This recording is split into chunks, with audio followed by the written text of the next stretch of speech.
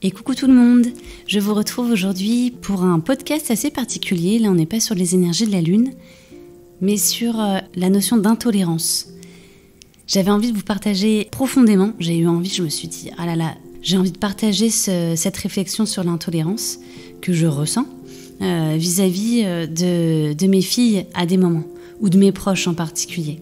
Mais là je vais vraiment parler de la casquette maman, cette casquette où à un moment donné, quand l'enfant il va avoir un comportement, je sais pas, par exemple, ma fille l'autre matin, elle avait pas envie d'aller à l'école. Bon bah ok, parce qu'elle était fatiguée, parce qu'elle s'ennuie, ok, bien sûr c'est le retour du week-end. Et au moment de partir, je lui demandais quand même de se presser, parce que ça y est, c'était l'heure, on n'avait que quelques minutes avant d'arriver à l'école. Et là, elle était là, elle ne bougeait pas devant la porte. Et moi, j'étais là, ça montait. Et puis à un moment donné, je me suis énervée. Je dis, mais allez là, tu te bouges. Non, mais attends, c'est abusé. Tu te bouges pas là. Je te dis depuis tout à l'heure qu'il faut que tu moves. Donc c'est mettre tes chaussures, c'est mettre un manteau. Et au lieu de m'arrêter là, ben non, je suis venue après la picorer. Hein, j'ai continué là avec mon petit bec là de faire sur elle, parce que moi, ça y est, ça avait déclenché ma colère. Et là, je lui ai mis encore par-dessus ma colère, le fait qu'elle était grande, qu'elle avait grandi, qu'à un moment donné, il fallait aussi qu'elle se prenne en main, que j'en avais assez. Alors moi, je faisais ma victime complète. Mais finalement, au lieu de m'arrêter, juste pour lui dire, maintenant tu te bouges, allez, c'est maintenant, je sais que à ces moments-là, je continue de cracher un peu mon venin. Et ça c'est un exemple concret. J'en ai plein d'autres, mais là, j'ai plus les situations. Mais ça m'arrive très souvent ces derniers temps. Et ça fait plusieurs mois que je le vois. Je n'arrive pas à le changer. Mais en tout cas, je le vois déjà et je me dis, ah là là, je trouve ça hyper injuste. Et même, je fais du mal à ma fille. Je pourrais m'arrêter et j'y arrive pas. Et c'est après que je fais du mal. Voilà. Je vais poser mes limites, certes. Allez, maintenant, on bouge. Moi, j'aime bien être à l'heure. Donc, maintenant, je sais que tu peux aller vite. Donc, maintenant, tu vas vite, par exemple. Ou sinon, d'être plus à l'écoute. Lui dire, bon, qu'est-ce que je pourrais faire pour que tu t'ailles un petit peu plus vite? Comment je peux t'aider? Mais ça, je n'ai absolument pas l'idée à ce moment-là.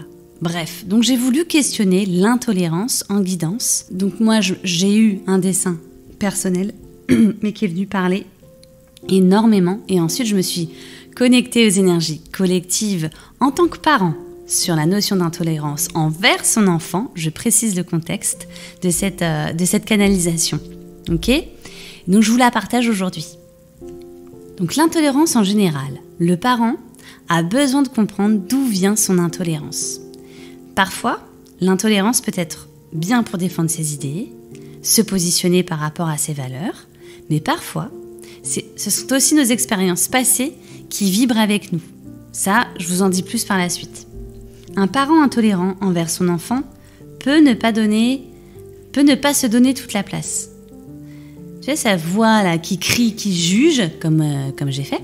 Et puis j'ai des amis qui m'ont parlé aussi de ces moments-là où d'un seul coup, maman dragon quoi. Ou papa dragon, attention hein. Ouais, donc on a une voix à l'intérieur là de nous là, et puis hop, qui crache, qui juge, qui condamne.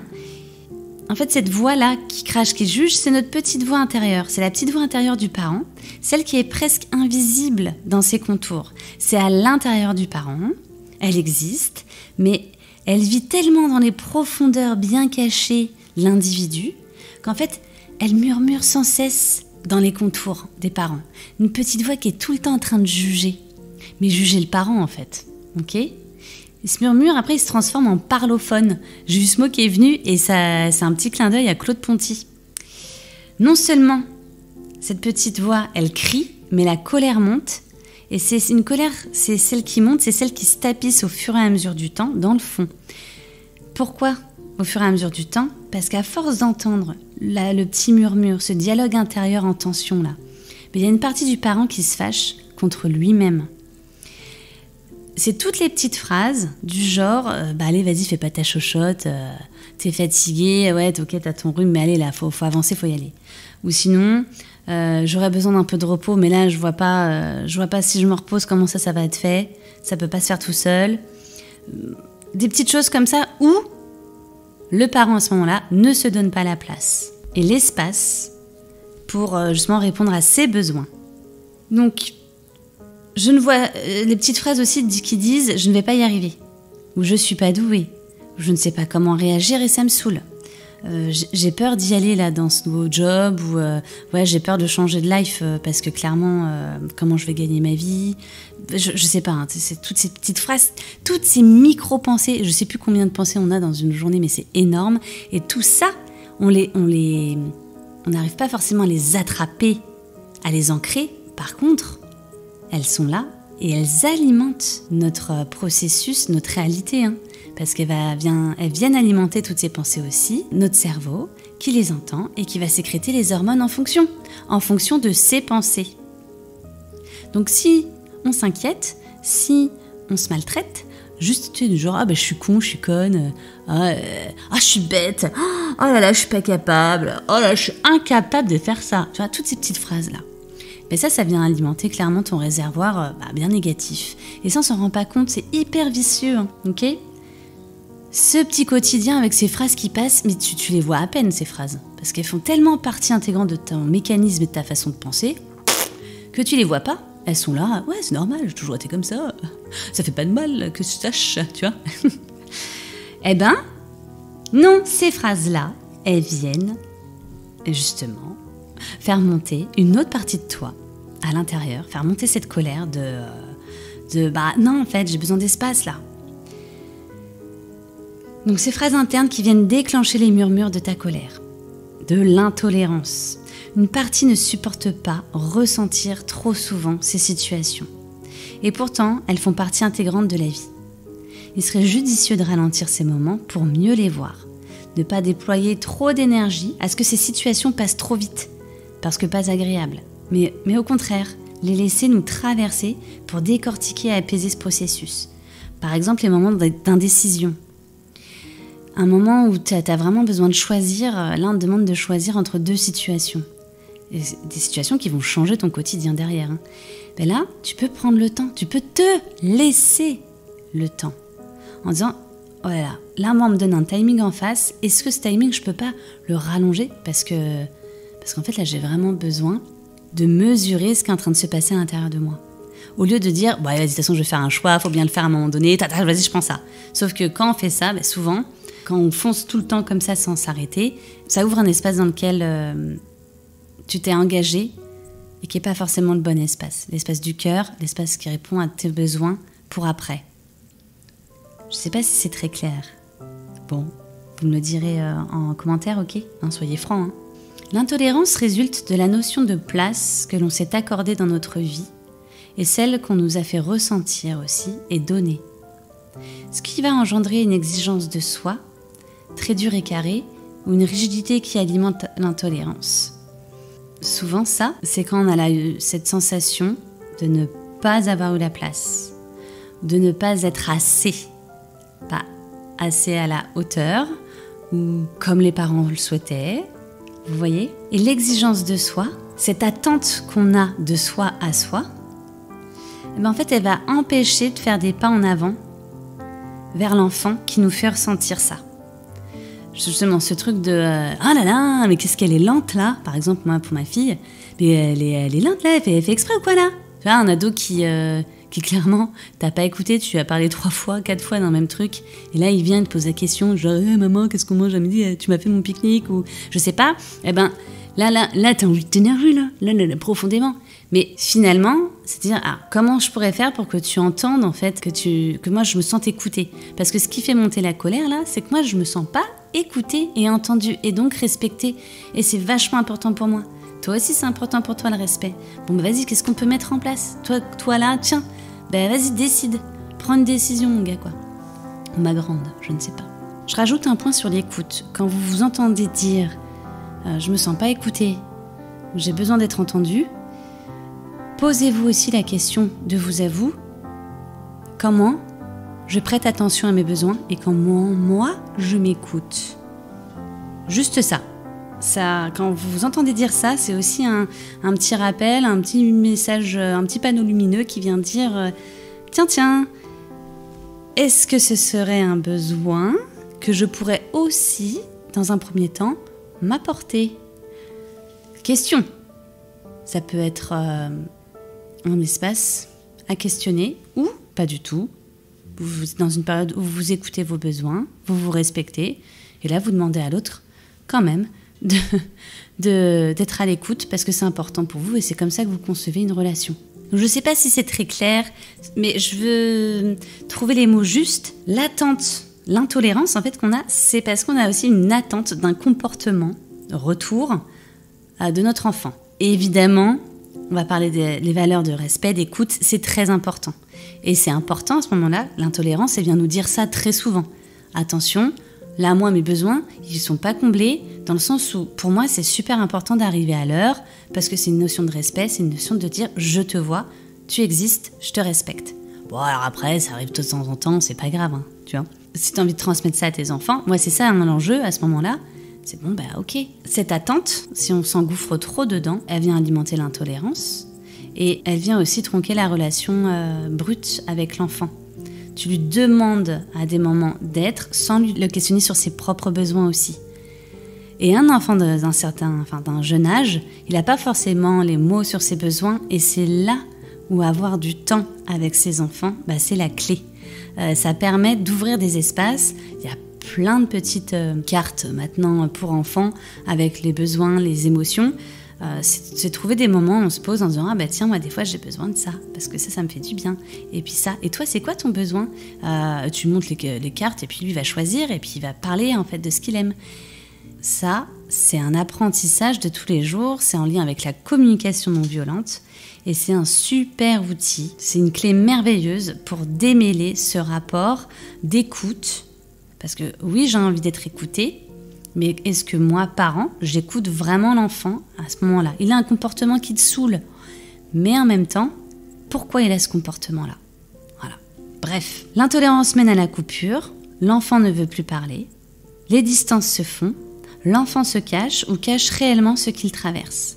S'il a un parent devant lui qui est tout le temps en train de dire mais c'est pas possible quoi, t'as pas vu ça? T'as pas vu que c'était prêt? T'as pas vu ça? Ça fait 3 fois que tu passes devant la corbeille, que tu te shootes dedans, ça va là les vêtements, les machins, les bidons. Enfin, je sais pas comment dire, mais ces moments, c'est légitime de le dire. Je dis pas que c'est mal, je dis juste qu'il y a des moments, moi, au lieu d'envoyer une information, je vais accabler ma fille ou mes filles. Je vais en rajouter. J'en rajoute parce que là, je suis énervée. Parce que finalement, ma colère, elle est en train de se déployer. Il y a eu un déclencheur. Et là, je vais pas arrêter. Voilà. Et je vais même étirer sur des fois d'avant. Je vais grossir le truc alors qu'il n'y a pas besoin. L'enfant, au bout d'un moment, ben, lui, va prendre de la distance avec son parent. Il va se dissimuler parce qu'il sera sûr de moins déranger, de pas déranger. Et clairement, l'enfant se protège de ça, hein, des attaques. Tout être humain. Hein. Quelqu'un qui nous attaque, clairement, il y a un moment donné, on va moins lui parler, on va moins se livrer. Ben, c'est pareil pour l'enfant avec son parent qui va qui va clairement le juger à des moments. Et pourtant, moi, c'est ce que je dis, je suis Domitis, sophrologue, oh, t'es douce, t'es vachement ouverte avec les enfants. Oui, je les adore, hein. Mais non. Un dragon, j'ai ma propre histoire aussi, et à des moments, je fais preuve vraiment d'intolérance, d'où ce sujet aujourd'hui. C'est important donc de prendre à pleine main notre intolérance et la regarder. Le process, il peut être long, hein, mais je trouve que c'est de notre responsabilité de la regarder pour couper le processus, et c'est toujours mieux que de ne rien faire et continuer à mouliner et à alimenter cette boule de colère et d'intolérance. Donc des affirmations positives à répéter seraient nécessaires. Ça, c'est venu pendant la canalisation aussi.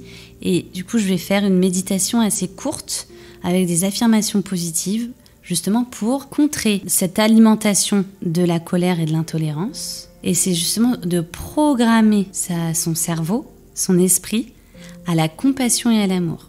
De le programmer là-dessus pour qu'au moment où vous sentez que l'intolérance monte, la colère et que là, vous pouvez envoyer l'information à l'enfant de ce que vous souhaitez et pourquoi. Mais vous arrêtez là. Pas ensuite tomber dans l'excès et partir dans les accusations moult qui n'ont pas forcément de rapport réel avec la situation, mais un rapport avec notre colère et tout ce qu'on n'a pas pu exprimer auparavant. Et ça, c'est aussi la place qu'on fait à son enfant intérieur aussi. Est-ce que j'ai eu de la place plus jeune? Donc je vous invite à aller écouter cette méditation que je vais poster là dans les prochaines heures ou prochains jours. Et j'ai envie de vous partager le message, moi, que j'ai reçu après avoir fait le dessin me concernant. Intolérance, que me dis-tu? Tu veux que ta fille te ressemble en tout point. Tu veux que ses comportements fassent écho avec les tiens. Il n'en est pas. Elle évolue à son rythme et avec ses difficultés, ses travers, son flot, sa fluidité, aussi par moments. Elle bouge, elle a besoin de ton soutien pour avancer sereinement. L'intolérance vient te parler de ta non-légitimité. Cette place que tu ne te donnes pas dans ton cœur. Cette place que tu as ressentie bancale. Une place presque à toi, depuis le début de ta naissance, sans savoir pourquoi réellement. Tu avais l'empreinte d'une sœur, tu as senti que tu gênais, tu as besoin de te dire oui, de te valider dans tous les aspects de la vie. Et dans tous les aspects de la vie, quand tu es lente, quand tu es triste, quand tu as un handicap physique, lorsque tu es fatigué et ou démotivé, quand tu ne veux plus avancer, tu as besoin d'être présente à toi dans tous ces moments. Tu es une femme, une humaine, en apprentissage toujours, et ta fille également est une petite humaine en devenir et en apprentissage. Elle a besoin d'une lumière plutôt que d'être cassée et enfoncée. En ayant laissé la place pleinement, moi, à mon ancienne sœur, je vous expliquerai plus tard, tu t'ouvres un espace plus grand, entier, complet. Un endroit où tu peux être complètement toi et pas dans un espace partagé. Un espace pour toi. J'ai le droit de ressentir et de vivre là. Je suis là complète. Dans ma matrice, complète vraiment. Comme si je venais de redécouvrir des pièces du puzzle qui avaient été effacées par la présence d'un autre enfant.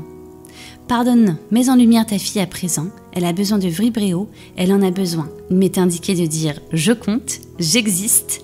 Ma fille a le droit aussi. Et j'ai hâte de vivre la suite. Et le message ensuite pour tout le monde, c'est vibre l'amour et la compassion dans toutes choses et surtout avec tes enfants. Petite fleur arrosée à la compassion et la terre en a besoin. Mission de tous les parents sur cette planète. Sans compassion, pas d'amélioration. La compassion est un ingrédient de l'amour et il fait partie de cette potion magique qui embellit notre monde. Vous êtes votre propre fiole, dans vos contours, votre contenant, vous pouvez générer ces ressources ou les activer ou bien vous faire aider pour les retrouver même. Vous êtes responsable, amusez-vous, soyez léger et riez quand votre enfant réagit incroyablement à vos yeux au lieu de tomber dans ce gouffre de la colère quoi. Ou même essayez de ne pas réagir d'ailleurs et voir comment vous êtes et qu'est-ce qui vous traverse. Vous êtes des magiciens, des laborantins, expérimentés, vos enfants vous suivent et sont vos apprentis. Grandissons ensemble, parlons-en ensemble de ce sujet. Et moi, je serais heureuse de vous lire, vous écouter sur ce sujet. Encore merci pour votre présence sur cette chaîne. J'ai très envie de continuer des podcasts sur des sujets qui font vraiment écho à des moments dans ma vie et que j'aime bien prendre, poser, déposer là, en dessin, en écriture, en guidance, peu importe, et les partager à mes proches. Et j'avais envie là d'ouvrir un petit peu plus ces pistes de réflexion. Et je serais très heureuse de vous écouter, d'avoir vos retours. Et puis même, c'est un processus. Moi, je vous tiendrai au courant de comment ça se passe. Mais hier, j'ai eu des grosses colères en fin de journée de ma plus jeune qui a 2 ans et demi. Enfin, bientôt 3. Et j'ai vraiment réussi à l'accompagner, ce qui était assez nouveau. Dans le sens où ces derniers temps, c'est pas évident. C'est une petite fille qui dort peu. Et je me suis répété les mots compassion, compassion, amour, compassion. Et ça m'a fait énormément de bien. Et c'est ce qui a fait que j'ai pu tenir même jusqu'à presque 22h30, 23h, puisqu'elle n'arrivait pas à s'endormir, en totale présence, sans grogner, sans aboyer, et en posant des mots sur ce que moi aussi je ressentais. Bon, ça ils sont habitués, mais avec plus de douceur. Et le mot compassion aide énormément. Il sera présent dans la méditation. Voilà. Bon, merci de m'avoir écouté. Vraiment, j'ai hâte d'avoir vos retours. Et je vous dis à très, très bientôt. Et puis, je vous souhaite beaucoup de tolérance avec vos enfants. Et avec vous-même, donc. Allez, gros bisous. Et oui, je fais un bisou aujourd'hui.